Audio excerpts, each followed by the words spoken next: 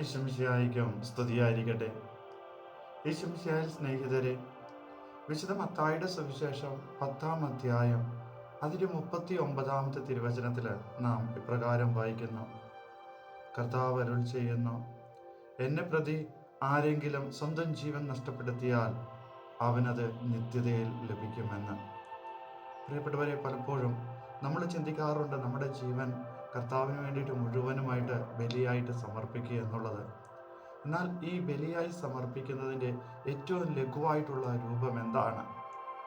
രാവിലെ എഴുന്നേൽക്കുമ്പോൾ ഞാൻ കർത്താവിന് വേണ്ടി എൻ്റെ സമയം കുറച്ച് മാറ്റിവെച്ച് കർത്താവ് തന്ന നന്മകൾക്കായി ഞാൻ പ്രാർത്ഥിക്കുന്നുണ്ടോ, നന്ദി പറയുന്നുണ്ടോ?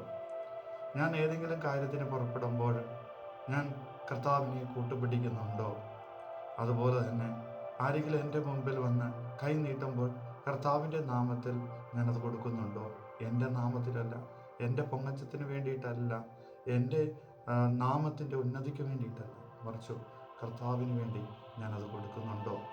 അങ്ങനെ സമയമായാലും സമ്പത്തായാലും കഴിവായാലും ഞാൻ ജീവിതത്തിൽ സ്വല്പം നേരം മാറ്റിവെച്ച് അത് കർത്താവിന് വേണ്ടിയിട്ട് കൊടുക്കുന്നുണ്ടോ?